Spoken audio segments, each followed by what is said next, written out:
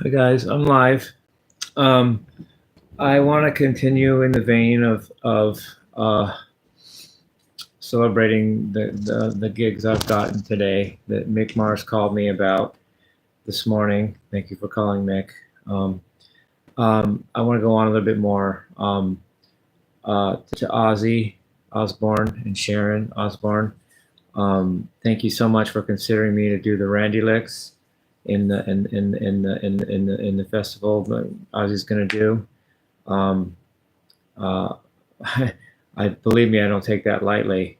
I want to talk about how I feel about that a little bit. Um, like I've said, I have a connection numerologically to Randy Rhoads, Steve Vai, and Paul Gilbert, in that order, at least in terms of when I learned about it. I learned in 1987 that Randy and I were born 10 years apart to the day. I was born 12/6/66. He was born 12/6/56. Then I learned a few years later that Steve and I both have 666 in our birthday. Steve was born 6/6/60, and I was born 12/6/66, which makes us 6 years and 6 years apart. 6 years and 6 months apart, which makes Steve was 6 years old on 6/6/66, which was 6 months before I was born, because he's 6 years and 6 months older than me. So when he was 6 on 6/6/66, it was 6 months later that I was born. So there's that. And then I learned later than that Paul Gilbert was born 11/6/66, so exactly 1 month apart, and we both have 666. Paul played with Billy and Mr. Big. Steve played with Billy and David Lee Roth Band, and Randy played with Ozzy.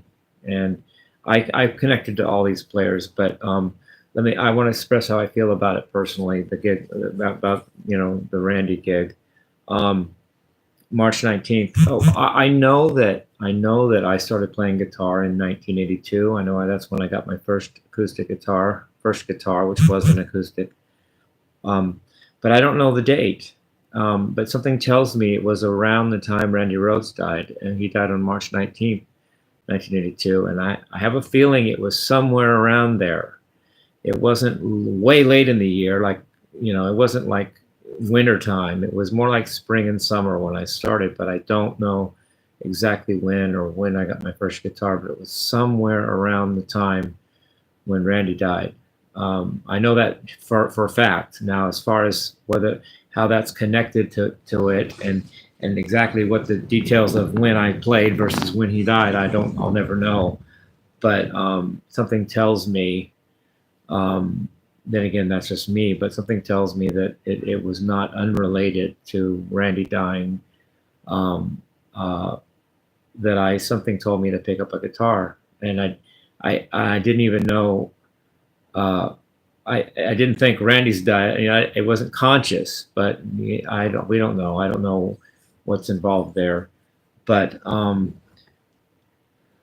1987, the tribute album came out, and that totally reverted me back to heavy metal and rock and roll from the jazz fusion stuff I was into before that. And I've stayed that way. I stayed rock and roll and heavy metal. That's what I've stuck with. And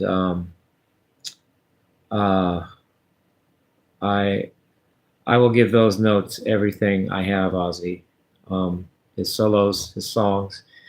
And interestingly enough, in my studies of music, not just guitar technique, but music and music theory, I study rock and roll like the modes. The modes: Dorian mode, Aeolian mode, Phrygian mode. I mean, usually rock and roll is Dorian, Mixolydian, and Aeolian, usually.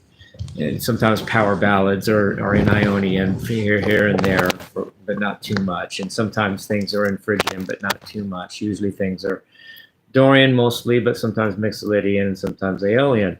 But I also study the classical point of view, where it's not so much modal, it's major scale and harmonic minor scale. The classical people didn't worry about Mixolydian and Dorian. They studied major scales and harmonic minor scales for the most part.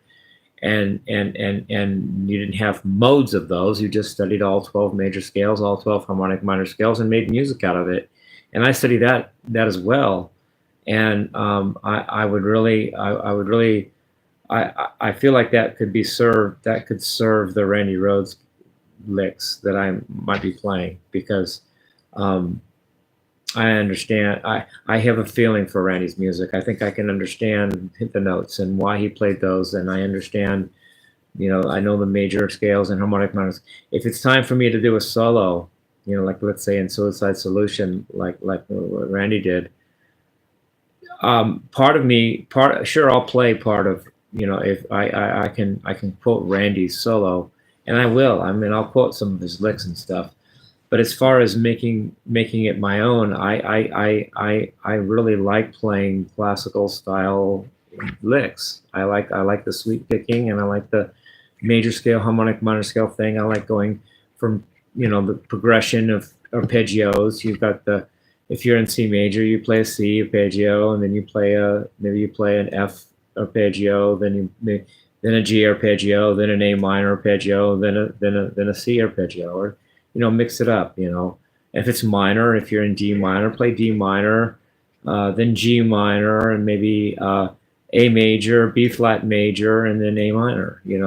And don't just strum those chords. Play them as arpeggios and sweep and make it musical, or tap arpeggios, um, um, and I'm really up for the challenge. But having said that, I want to say to you, Ozzy, I can't pretend to know what you felt like when you lost Randy, your guitarist and your best friend. I'll never know that. Only you know that. That's for you.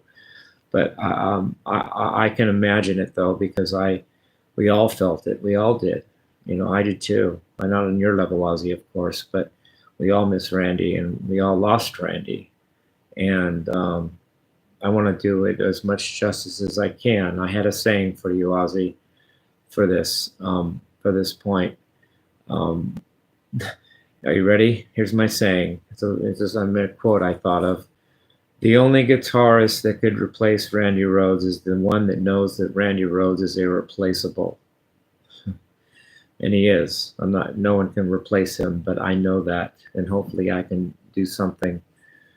I can do him justice, because I know he's not replaceable. I know I don't have any misconceptions about that. No one's gonna replace Randy. I can just do my best to play the notes the way I understand and the way I feel them and the way I hope he would be happy with, and the way I think he might have played them if he were still here. I love you guys. Peace, love, and rock and roll. Oh, one more thing. I almost forgot. Dude, I was a bit of a. I also got a gig with Ace of Base, and I said I would go buy spindles today and get something by them, because I learn by CD. I'll watch YouTube videos for entertainment, for watching, but I learn the songs themselves on CDs. And I said I would go to Spindles and get Ace of Base, something from Ace of Base. Well, here it is. I got Ace of Base Greatest Hits right here. It's not the only one they had. They had other albums, but since I'm not really familiar with their music, I figured Greatest Hits would at least be a good place to start. So yes, I want to learn some Ace of Base songs. I got it figured out. If I can think of this here for a second. I need to do. No, what was the other thing? I got a bunch of albums I have to really learn, to be honest. And I don't even, I've got I already did Eat and Smile, but I'm gonna do a version of it every month.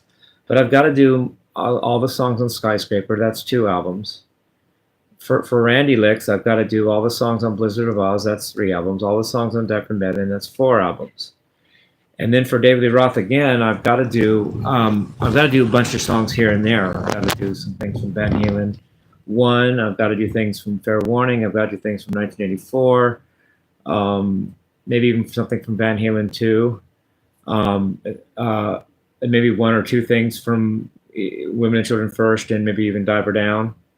Diver Down has Pretty Woman. It also has Where Were the Good Times Gone. Fair Warning has Unchained. Also, Women Should First has Romeo Delight. 1984 has Panama and Jump, and also Hot for Teacher. That was a hit. That was a hit album, to say the least. Van Halen 1, of course. Jamie's Crying. Um, Running with the Devil. Um, Let me think here. What would we do? I ain't talking about love, of course. Maybe even You Really Got Me. You know, that's a good rock and Kinks tune. Original Kinks tune. Maybe in Van Halen 2, we could do Beautiful Girls, and maybe Bottoms Up. Just there's a lot of stuff, and then doesn't Fair Warning also have, besides Unchained, it has Mean Street and a few other good. You know, there's all these songs I've got to digest and learn, and but I've got time. And then Tommy Shaw, you called me about the gig with Styx. I've got to do some Styx. I've still got to get back to that. I've got to do my. I said I was going to do too much time on my hands, and I haven't got to that yet. I did Grand Illusion, but I haven't done too much time on my hands, and I still haven't done Come Sail Away. So I've got that to do, and then Roxy Petrucci, I'm supposed to do the Paradise by the Dashboard Lights by Meatloaf. So I've got a lot of stuff, and then plus I've got my own stuff I do. I've got my own song that I just wrote called